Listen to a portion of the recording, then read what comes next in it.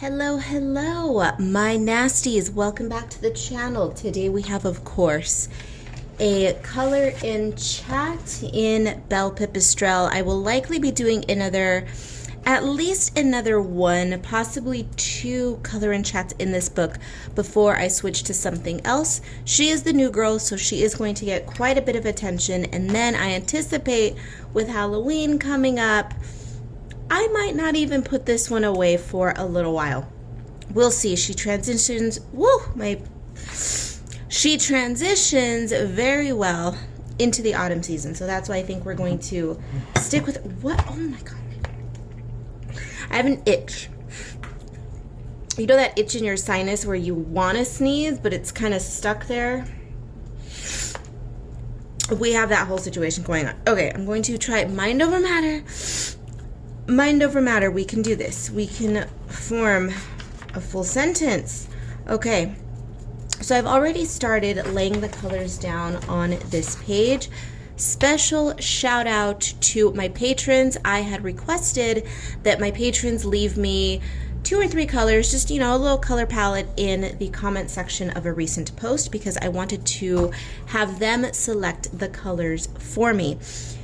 Now, while all of the suggestions were good, they were all, pretty harmonious colors, I started noticing that everybody's mind was on beautiful harmony. And I thought, let's not go with beautiful harmony. So what I did, one color palette stood out in particular, and that was, girl, Anna, if you're watching this, Anna Villaflor, Anna Villaflor. I don't know how to pronounce your name. I don't know where you are from. I apologize. But she suggested brown, pink, and green, which on the surface, brown, pink, and green, you think, oh, that's pretty natural. Those are the colors of flowers and nature, browns, greens, pinks. This is true. But I rarely use browns, and that was the only suggestion as of my sitting down to film this that had requested a brown. So I thought, okay, we are going to play with that idea because I never use browns, and brown, green, and pink, if you stick with pastels, they can look beautiful, right? A nice little light cafe au lait brown, a nice little sugary cotton candy pink could work really well. But we're going to do it my way, and we're going to try to destroy things first. So I went ahead and I pulled a selection of Cali art markers as well as one Prismacolor, because if you have been following my color in chats for, eons at this point, I've slowly been working my way through my set of Cali art markers. I would like to completely run through them before I replace them with something else. And budgets being what they are, originally I had wanted to start replacing certain colors with Cali art or with Copic markers. And instead what I'm going to do is I'm going to replace the entire set with the Ohuhu markers, and then what I'm going to do is purchase some neons and some pastels in the Copics, because those are the colors that I tend to find are a bit more difficult to come across that work well in the lower end art supplies. So that is the plan as of today. Let's go ahead and swatch these colors. Now these colors do not necessarily appear the same in my books as they do on the swatch paper. This swatch paper is nothing special. It is just a standard cardstock. Well, actually it looks pretty close. Some of the colors tend to darken up a little bit on the paper that my books are printed on, but for the most part, I guess the colors are fairly accurate. They might, again, darken up just a little bit on this paper, but for the most part, they're pretty close. So I don't know if I'm going to go ahead and use every single one of these colors, but I'm just showing you what I pulled out of the box. I think if anything, the pink is going to be the anomaly here because that is a bright pink. And ideally, I would have liked to have used a lighter, warmer kind of creamy strawberry, a dessert type of pink. But I do not have one available at this moment. I long ago killed my pastel pink. And while I have other fuchsias that may have been more in line with these colors, I thought, let's go ahead and purposely choose some discordant colors. And if you notice my rings, I did try to pay a little bit of homage to the page. There's some pink there and some greens. Not the right tones, but you get the idea. Today we are double fisting coffee, freshly poured, brewed last night. I cheat sometimes and I brew my coffee overnight because it tastes stronger and stale the next day, which I love. I know I'm disgusting. Flog me. And we have, this is not a tropical cocktail, this is tea.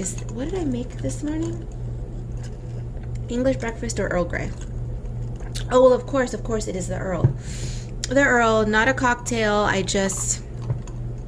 wanted to put an umbrella in it to be festive today. I need some chapstick. Give me one moment to grab that. I suppose lip balm would be more accurate. This isn't chapstick. Okay. Now that I've chatted your ears off for an hour and a half, let us dive in. So as you can tell, the background, well, maybe you'll be able to tell, I'm not sure. I did have to go in with two different pinks because I had started with this tone and then it clearly died. So then I reached for the Prismacolor pink, which is just the standard pink. It's just called pink. And what I'm doing is I layered over that initial layer of pink that I had laid down, and I may go over it with another pink to unify at the end, or I may just leave the texture. Because what this does is it gives the pinks, I've told you guys, do not throw away your dyeing markers at the first sign of them being in the throes of marker death. Hang on to them and experiment with them a little bit. Play with them, layer them, and you will see that it will start to give you interesting textures that are basically impossible were you to reach for a fully juicy marker. It's going to take some getting used to. You know, your instincts are going to tell you, oh no, it's dying, discard, discard, abort, abort, abort, abort mission. Stop going. And that's just because you have become so accustomed to people telling you that you need brand new, juicy, lovely markers. No, you don't. No, you don't. This is art. This is coloring. You don't need anything. So hang on to them. Play with them. Are they frustrating? Yeah, they are. Are they annoying? Yes, they're annoying. Dyeing markers are annoying. But I promise you, there's a use for even dry-ish markers. Because actually what this has done to me today, because I'm seeing that these textures are looking a certain way, my brain is wanting to add some more texture with a pen later. And this may not be a successful experiment, but I'm going to try it anyway, and you're going to watch me, and if it works, it works, and if we fail, we fail together. It's fine. Not a big deal. So shout out once again to my patrons for participating in this color palette selection. I highly appreciate it. There was a ton of you that responded, and then inevitably me, I don't necessarily consider myself a people pleaser at large, but when I ask my people for suggestions and I can't accommodate my own people, meaning my own circle of either, you know, followers on Instagram or patrons on Patreon, then I feel like, no, I'm such a failure, because so many of you had some good color palettes. They were beautiful color palettes. I know in my head, just by the color selections, they would have worked out great. But just this one stuck out. But now because I discarded the rest of them, I don't want people to not participate in the future when I request color palettes, because they're going to think, well, I suggested the last time and she totally ignored me. No, I just can't do everything.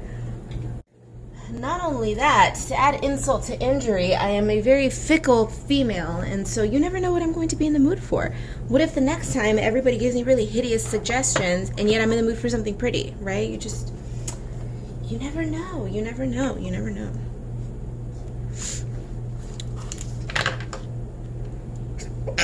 There she is. Oh, she's been trapped in my schnoots since the beginning of the video. Okay. let's color the bat wings. We're gonna keep it natural. Let's do brown. Let's do this tan color and this peachy color.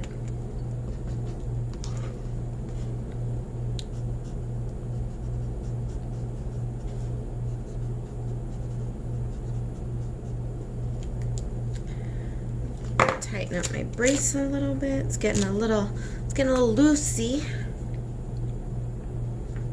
As I'm doing this, we should talk about the wrist situation for a minute. I'm definitely going to address this in a illustration video because truthfully, the wrist issue is more of a problem when I'm illustrating, not so much coloring, because when I'm coloring, I can hold the markers really loosely and I don't have to force the tendons in my wrist. So later I will probably talk about it a bit more, but I'll touch on it now because I've been dealing with a tendonitis flare-up for months at this point.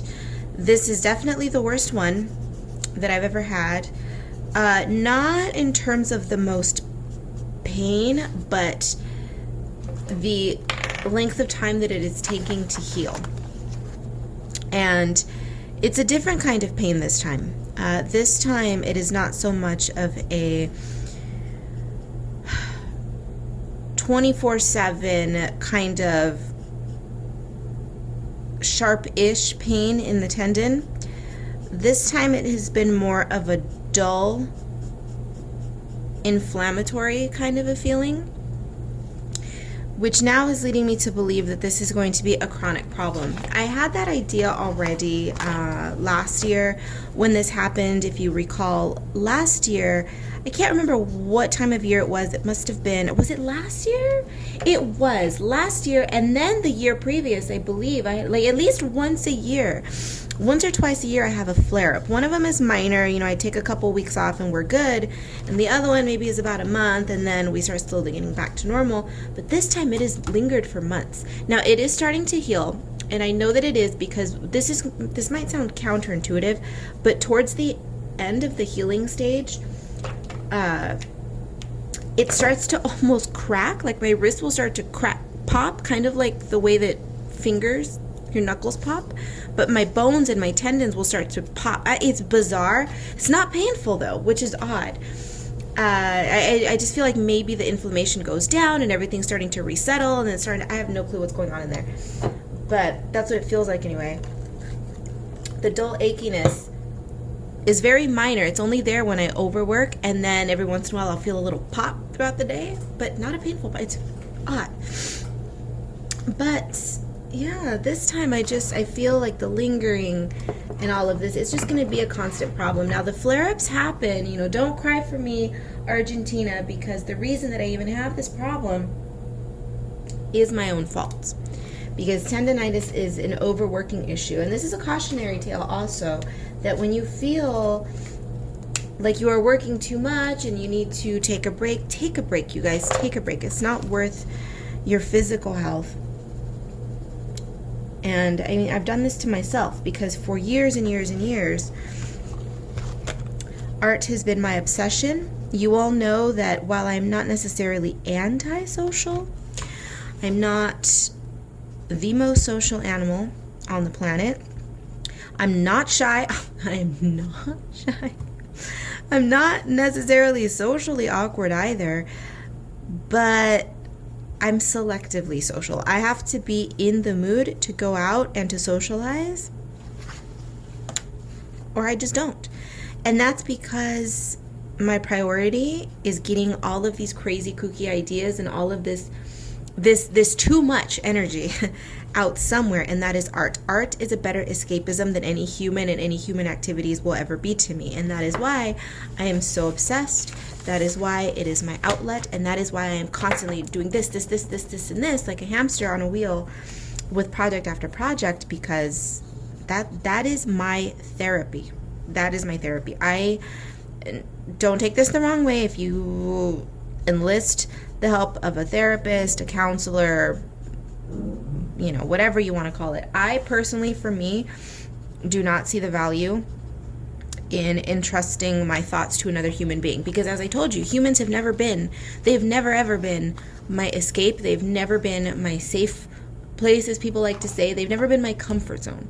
Never ever. And so a doctor, a human who's read books, is not going to help me because they don't know me, right? So I don't believe in therapy. I know myself best, and therefore I know what works for me, for my happiness, and it has been art.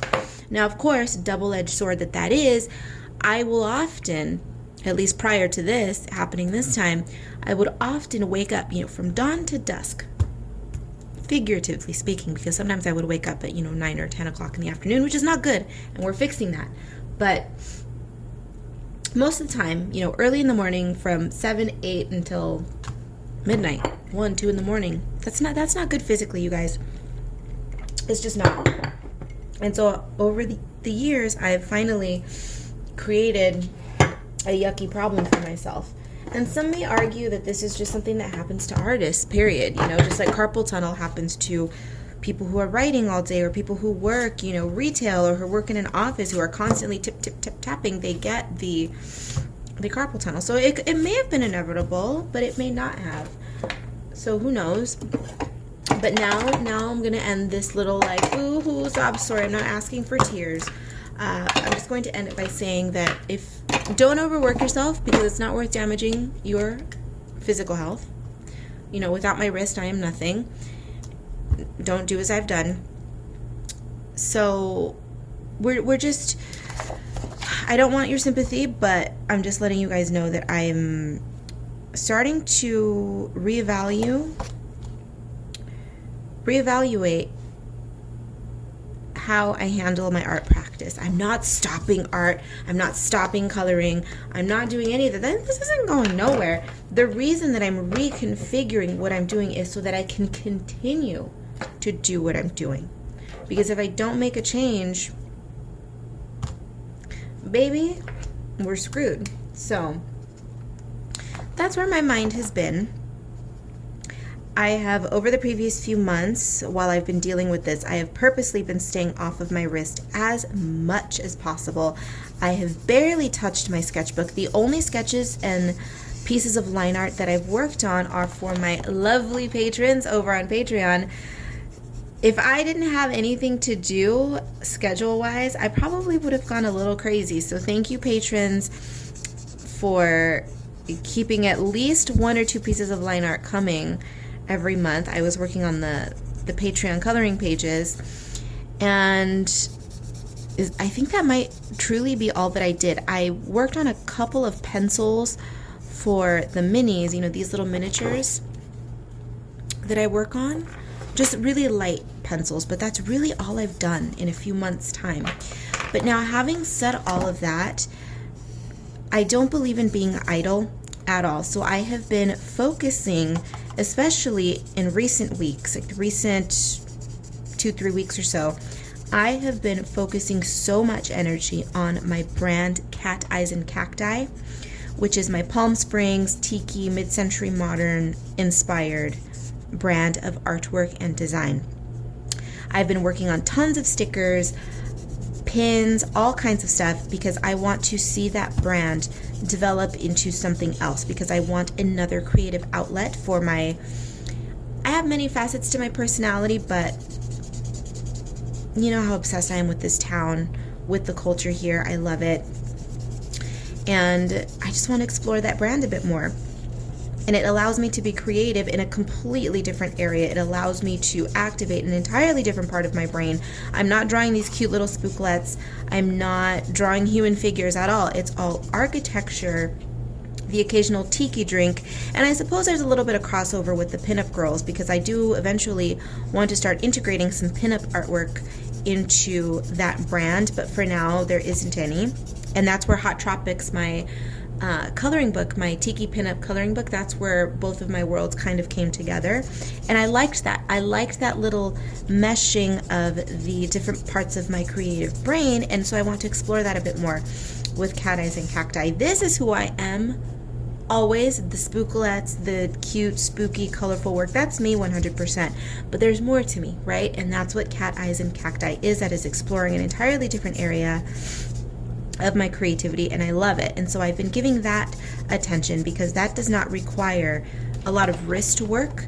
Most of that artwork is digital, and unfortunately, as much as I hate to admit it, digital work is a lot easier on the wrist. Not only is it just easier to make in general because that handy dandy trusty undo button, but it's easier on the wrist. It just is. There's not a lot of repetitive motion. So we've been doing that, among other things. I'm working on a couple of things too, but unless this video get too long, I'll just stop talking about it.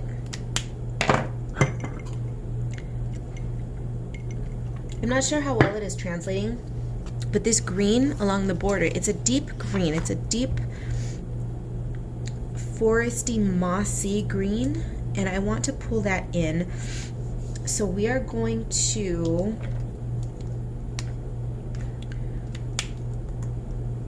put it on, we'll do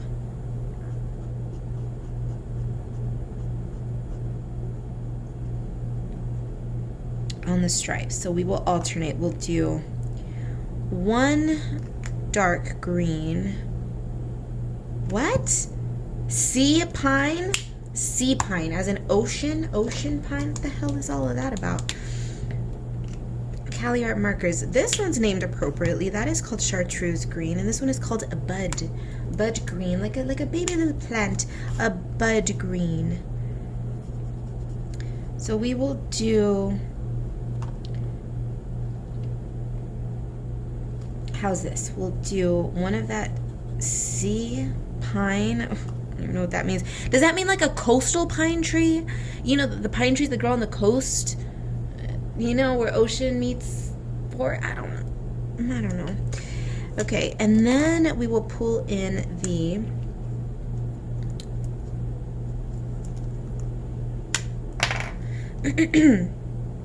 chartreuse.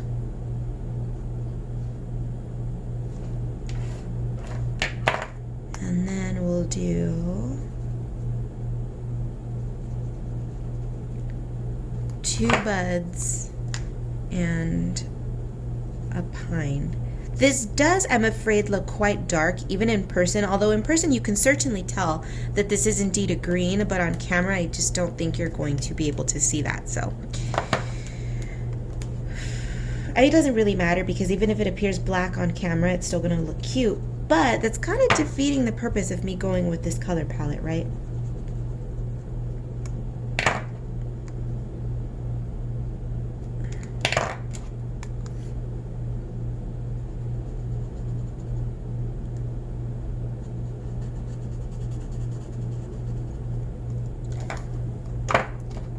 Oh my gosh. I'm trying to keep a lighter grip on my supplies right now that I am infirm, right now that I am a cripple. Not so much anymore. I was actually a couple weeks back. I could barely move. But right now I'm not necessarily crippled. I'm just stunted.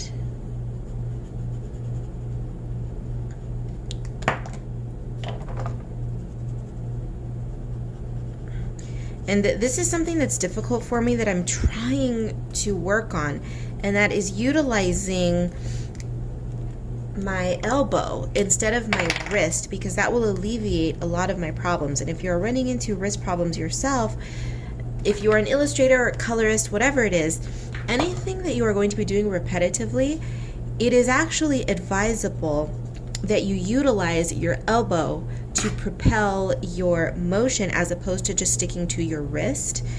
And I've never been good at that. I've never been good at that, ever, ever, ever. This is why, if you've ever taken an art class, whether it be, you know, a fancy art class in college or private art lessons at some art academy, doesn't matter, wherever it is, they will tell you to wide gestures, open yourself up. This is one reason why gesture drawings are so important when you're doing really loose, large gestural work, because it's training you to engage more parts of your arm, not just the wrist, because the wrist is so delicate. When you think about the mechanics of your wrist, so many teeny tiny moving parts in there that it's a miracle that everybody isn't walking around with a busted wrist every day. So there you go. Move your whole body, baby. Move your whole body when you're drawing. And actually, when you're standing at an easel, which is something that I'm also bad at, I don't like to stand. I usually sit at a table to paint. Standing at an easel is fun. You know, you're bouncing your knees around. You're moving around. You have music on, even better, baby, because you have a dance party at your easel. It's much more active than just sitting on your ass and painting. Says the person currently sitting on her ass coloring, but I'm coloring. Coloring is done best seated, I think.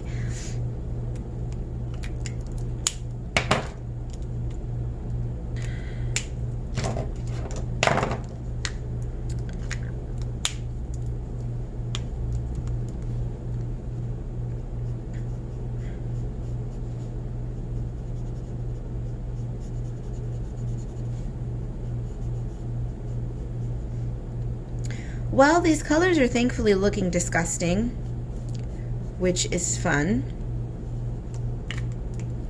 I take for granted sometimes that I've become so accustomed to creating something that's so disgusting early on, and I can continue going on, that this right here would stress someone out.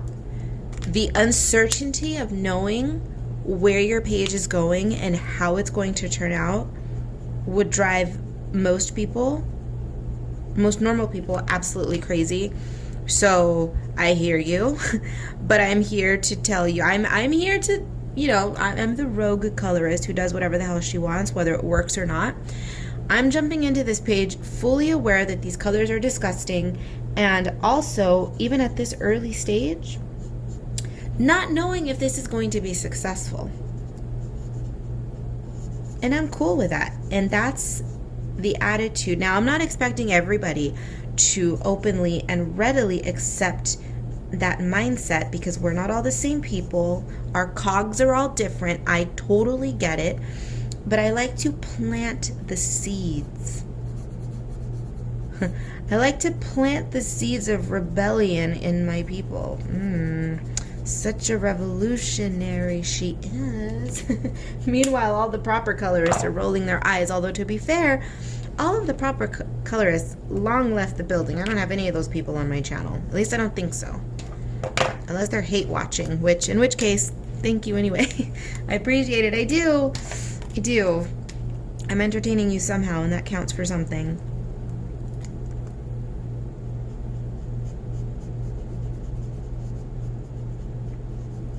Whether you like me or not, the truth is, if somebody is hate watching my videos, if they don't like my artwork, if they can't stand my coloring style, here's the thing. Their negativity does not affect me in the least. But their being negative, as unfortunate as it is, if it makes them feel better somehow about themselves, I've at least been a benefit to their life. And that right there is pretty damn cool.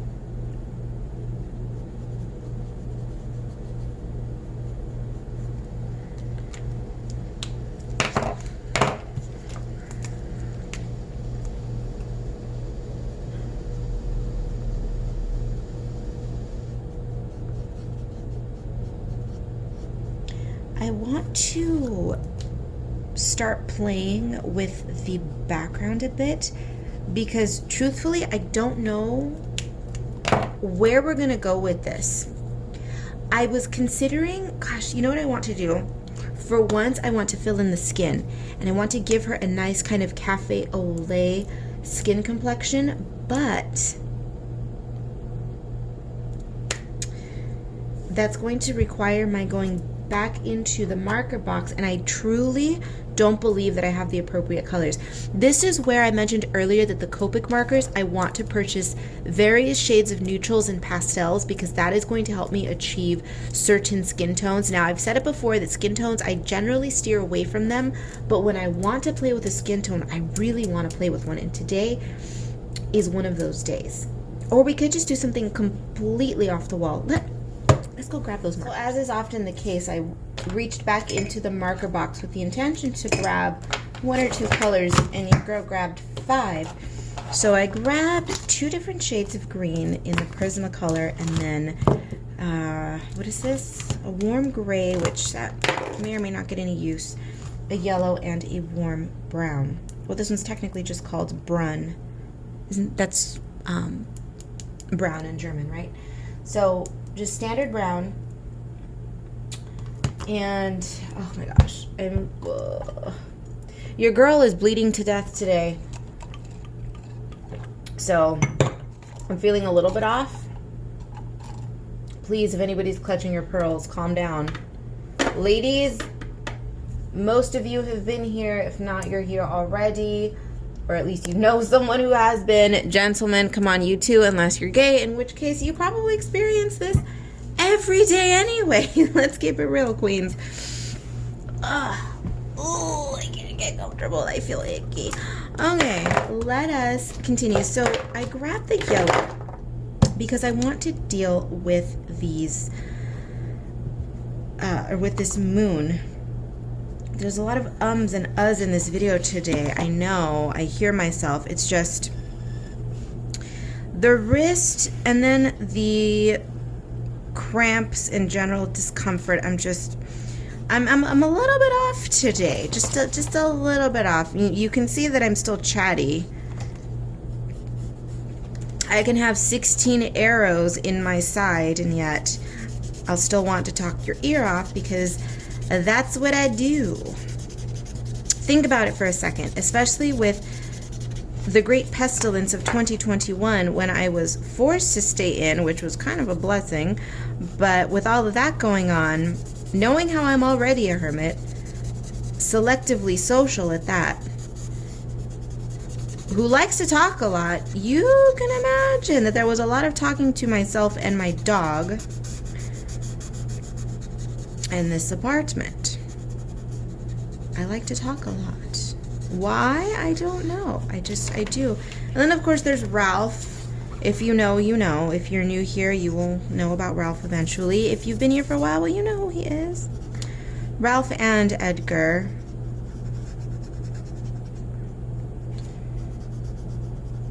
The lesser known roommate, Edgar.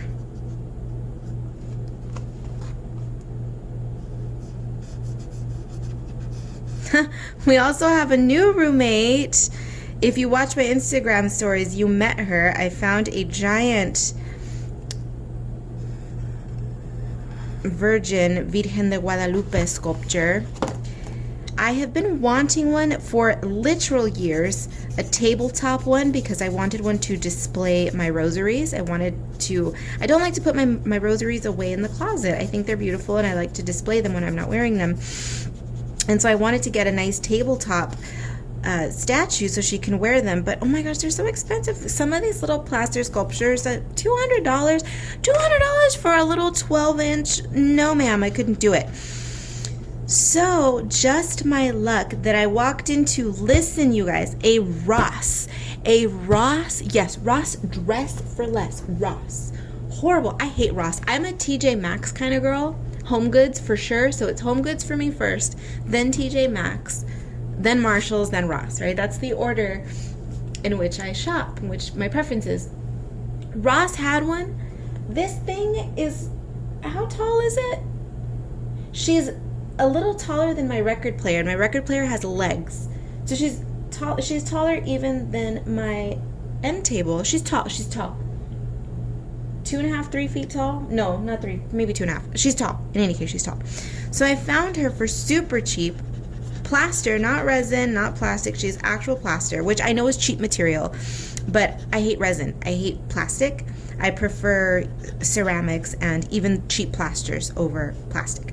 So I love her. And now she's living in the living room right between my record player and all of my, I have some gold skull paraphernalia. It's like, what kind of Santeria home am I living in?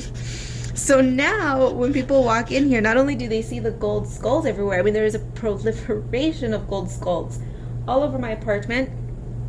And now they see this Virgin Mary statue. Seriously, it looks like a Santeria home in here.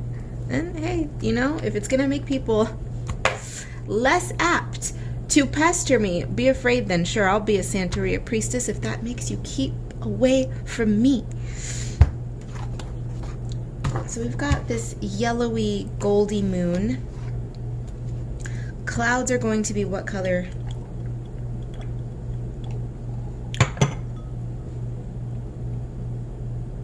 I'm starting to feel restless. Restless in the sense that, oh my God, markers flying everywhere. I don't know if you heard that. Flew all the way across the room. Restless because I'm bored with this page. I'm not bored. I'm uninspired by this page.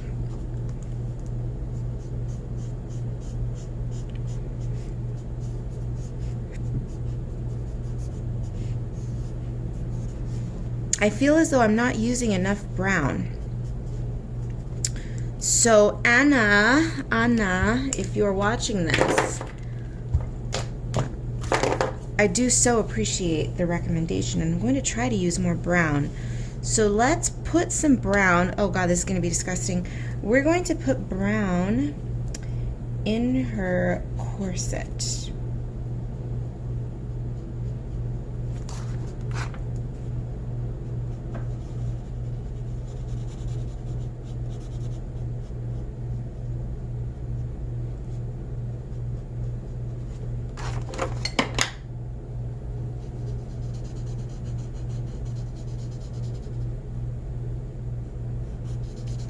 It's just so refreshing to do what I wouldn't normally do, to choose colors that I wouldn't normally choose, you know? It's just, this feels like a proper challenge. I like this. Now, a real challenge for me next time, or at least sometime in the future, is to, if somebody says brown, pink, and green, for instance, to stick with a brown, a single solitary pink, and a single solitary green. Just the three. Not tones, not accents, not complements, just sticking with the three. I think that would be real fun and a real headache. So we will try that in the future. Definitely.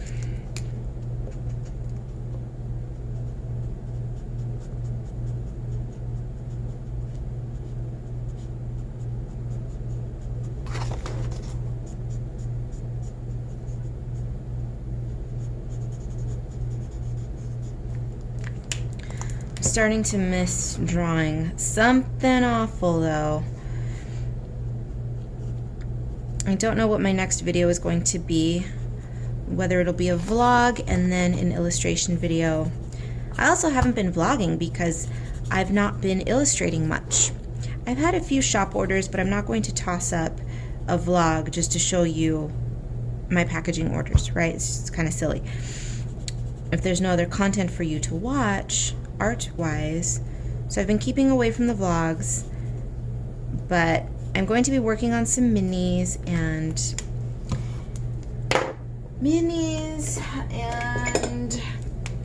I have a Patreon illustration video. I've uploaded one. If you recall, it was the strawberry pinup, the berry pinup girl. It's not just strawberry. She had raspberries, blackberries, berries. The popsicle pinup girl. That popsicle pinup was line art for my patrons, and then I turned around and I colored her my way, so it was kind of a hybrid illustration / color and chat video. I want to get another one of those out, and I will leave it at that. I won't plan too much too soon. So for now, we'll work on a couple of minis, video those, and then we'll work on another illustration, color and chat, Patreon hybrid video. Sound good? I think that sounds good. This needs to be a peachy color, am I right?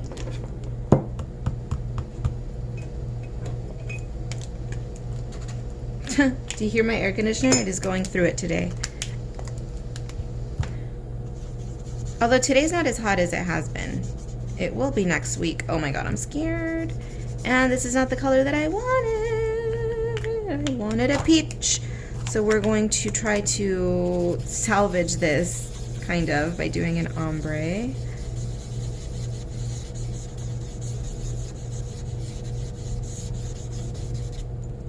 That kind of worked.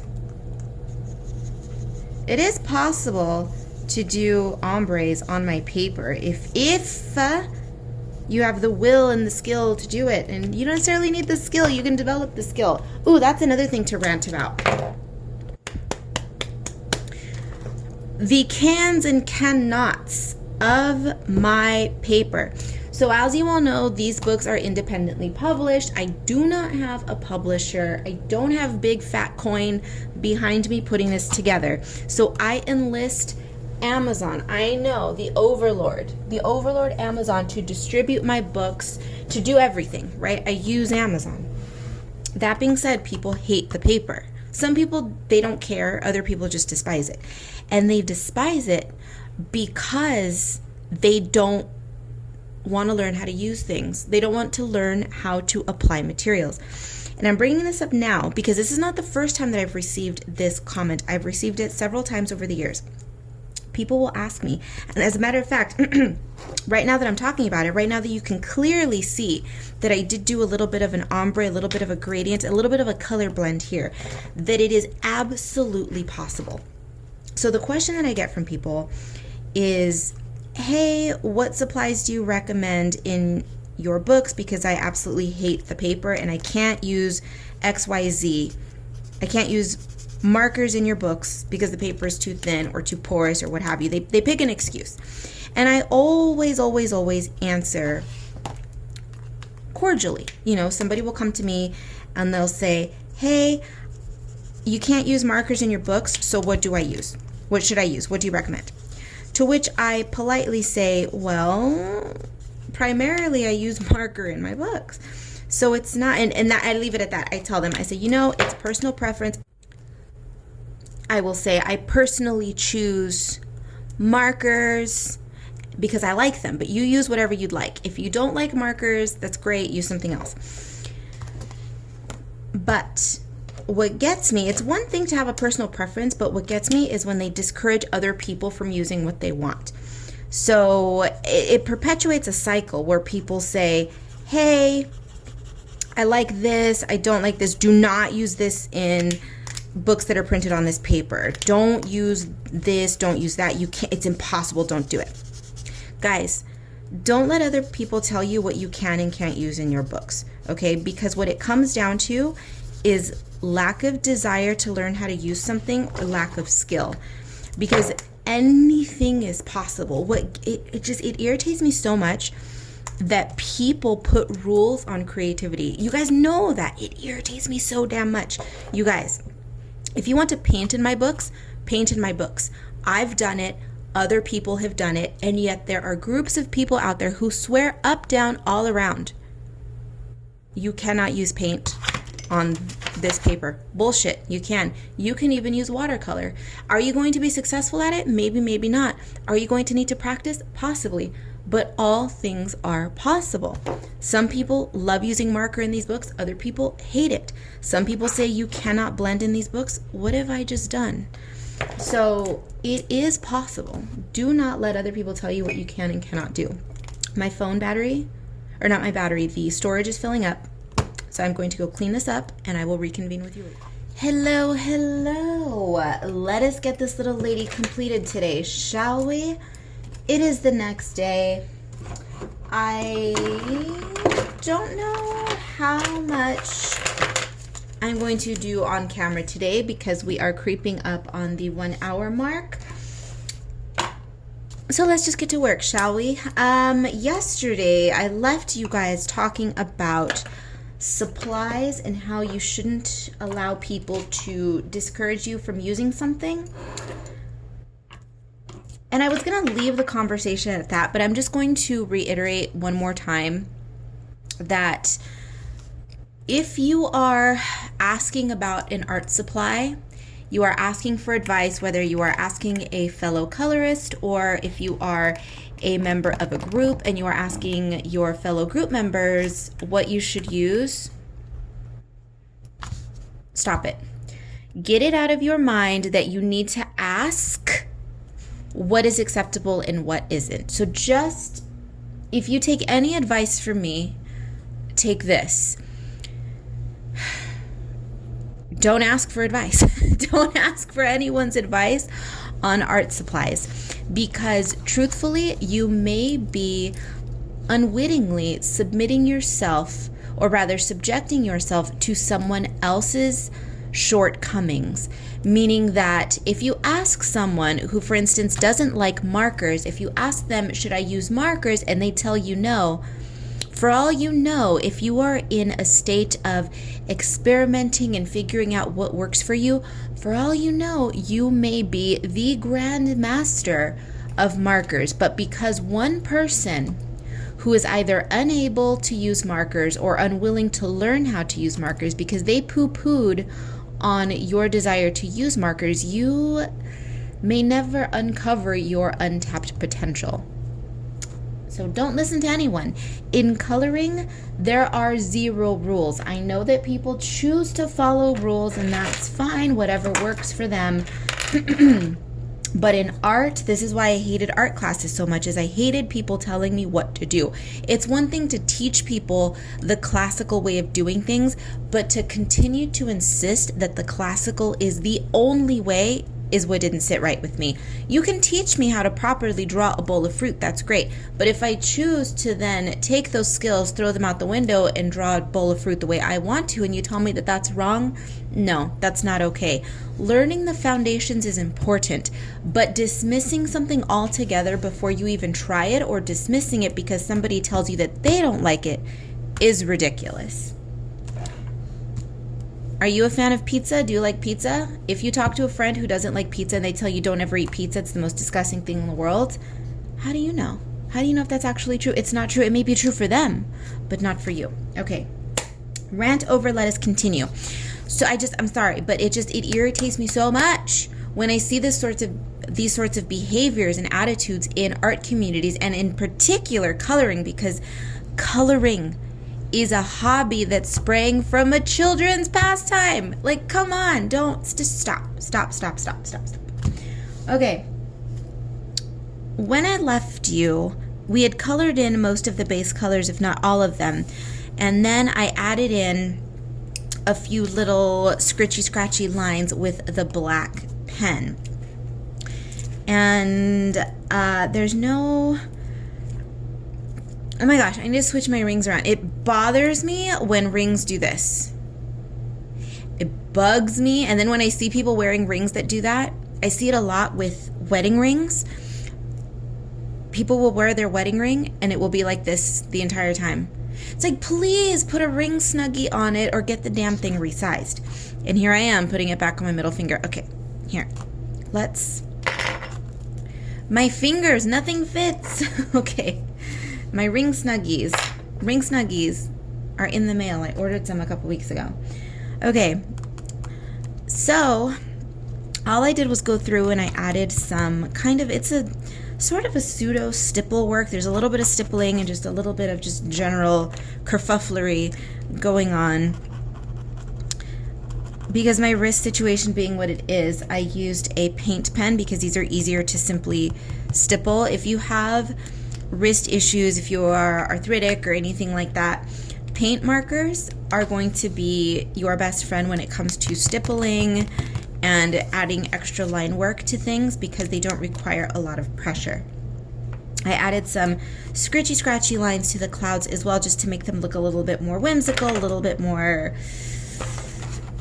scratchy and sketchy. And I'm going to do a little bit more of that on the little sky sparkles. Are they stars? Are they just general sparkles? I don't know. They are whatever you want them to be. And the reason that I'm adding these little sketchy lines is just to unify everything, because we have a lot of sketchy lines going on throughout the piece, and so we're just going to leave it at that. The face, I'm still torn about whether or not I want to add some color. I did add a little bit of eyeshadow, but we may just leave it there. When I start finding myself wondering what I should do and I start feeling a little bit lost, that is generally speaking my cue to whip out the pen box and to select a few colors to play with. As always, I am going to stick with my Moonlights possibly, and I may pull out my Sparkle Pops because we all know how much I love those. I'm going to pick out a pink, a leafy type of green. Let's see here. I think we'll leave it at that. Green and a pink. And, oh shoot, the last time that I filmed a color in chat, I made a list of the jelly rolls that I needed to order, and I still have not placed an order because I'm waiting until I need a few more pens. And damn it, that yellow that I mentioned the last time, I might need it. Shoot. No, I'm completely out of it. Crap. Okay, so I have a Jelly Roll Moonlight Yellow, which is one of my most used Jelly Roll pen. Yeah, no, she's gone. She is gone. Okay, so no yellow for us. Let's go ahead and grab an orange just in case, and then I'm going to grab my handy dandy gold Sparkle Pop. Okay, so that's what we're gonna play with for the moment. I really want that yellow, but we don't have it. It's okay. We are not going to cry about it.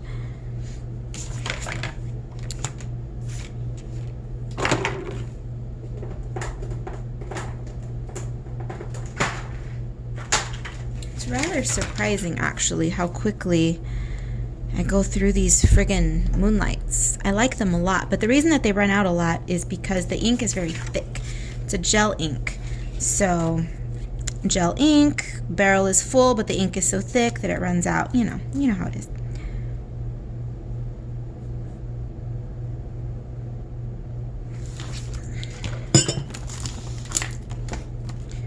So for the hair, all I'm going to do is fill in some sections with solid color, and then I will be putting in some lines. Some of my line work that you see, it's one of my signature techniques where I will get a segment of hair, such as this one for instance, and then I will simply add some texture, some hatch lines. It's not cross hatching because I'm not crossing, but it is a hatch line. So just on the diagonal, some hatch marks. And I'm going to do that throughout the hair. I'm going to add a little bit to her eyes, to her eyeshadow. Anywhere that this pink appears, I'm going to be adding just a little bit of monochrome accents with the Jelly Roll. And then I will be filling it in with black gel pen as well, but I just want to give you just a quick basic rundown of what I'm going to be doing with the hair because I will likely be doing this off camera. This video, as I said, is creeping up on an hour, and I'm always bitching, crying, and complaining that my equipment can't take it, my computer, but I have some good news. I have been scrimping and saving for I don't even want to tell you how long, because it's been a long time. Artist life, artist budget. Hi, I can't just buy expensive things on a whim. But I've been saving and saving and saving and saving. And a new computer will be coming into my life. Now, of course, this computer is not going to be strictly because, oh, I need a fancy computer for editing. No, I have to use it for my day job as well, obviously. But I am going to be purchasing a new computer. By the end of the year, for sure, I will have it. I'm just doing a little bit of finalization, selecting the one that I want, making sure it's right, and all that kind of stuff. So we will finally have better equipment for me to edit videos on. So maybe I can do not only longer videos, but we're going to talk a little bit. I'm going to address this in an illustration video later. But when my channel reaches 5,000 subscribers, which I'm hoping it will do eventually, it's taken me forever just to reach the 2,000 subscriber mark. But 5,000, I think, is a pretty good number for us to start exploring the idea of live streaming. I'm so excited, you guys. I want to get on lives. Now, I know that people film live streams when they have 100 or 1,000 subscribers. I know. But me, I just don't feel comfortable doing that. I want to make sure that I have a decent audience that's interested in watching me. And so I think when we have 5,000 subscribers, if I have 10 people show up to my live stream, that'll make me so happy and we will all have a good time. So I want to do that. Right now, my channel is sitting at 2,500 subscribers, which I know at the rate that I'm going, I may not reach 5,000 subscribers for another. And if I see that that starts to be the case, then I will lower my expectations a little bit and I will say, okay, when I reach 3,500 subscribers, we will start doing live streams. We'll figure it out as time goes on.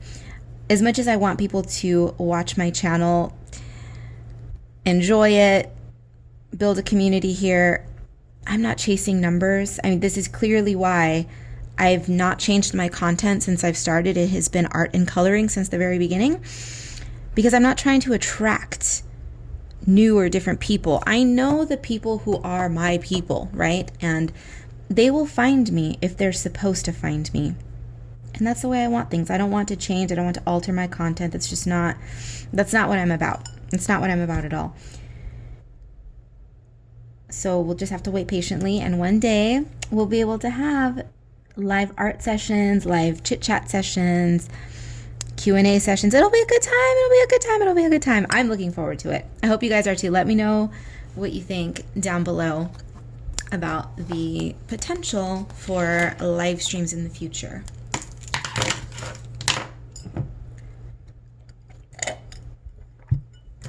I'm a little concerned about this green because it is a darker green. Let's pull out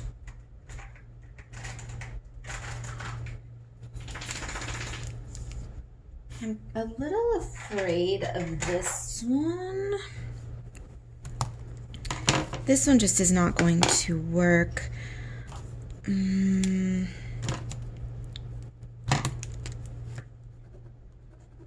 Yikes, none of these are quite good enough. These are, I'm looking for a lime kind of a green. When I purchased this one, I purchased it because I assumed it was going to be more of a lime green, but truly it's more of an avocado-y. No, it's more of an olive green.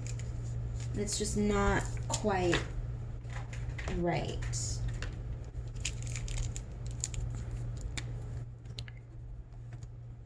I mean, it'll do, I guess. It's not at all what I want, but we'll make it work. We'll figure it out.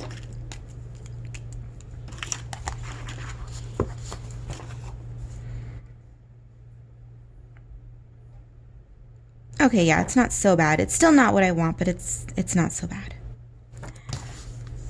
So again, I will be going in and adding little areas of detail to the piece.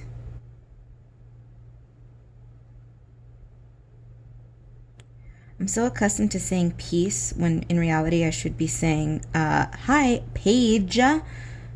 But because I'm an illustrator, when I refer to my illustrations that I'm working on, I refer to them as pieces. This is coloring. This is not art. This is not fine art. It's not a piece. Not to say that my other art is fine art, because it's definitely not. It's just illustration. But you know what I mean. You know what I mean. You know what I mean.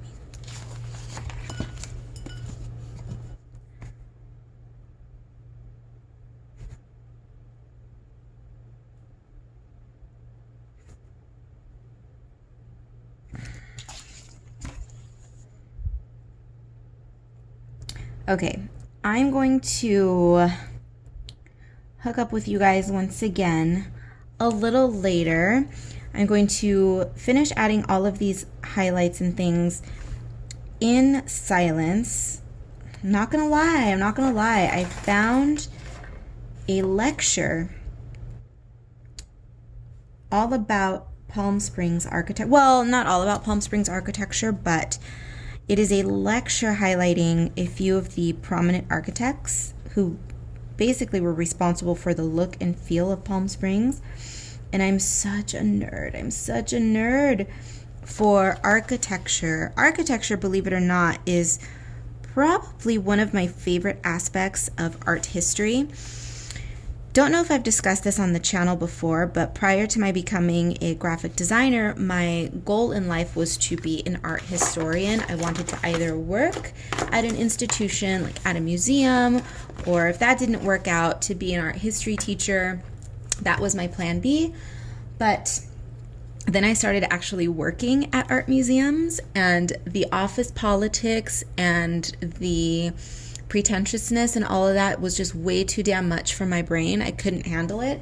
It was just going to work every day just wasn't even a joy, right? The only joy that I had was looking at the artwork and learning about it and teaching other people about it. But that was like 10% of the job. 90% of it was dealing with horrible people. And so I became disillusioned quite quickly, unfortunately for me. And then, yeah, I ended up here for better or worse.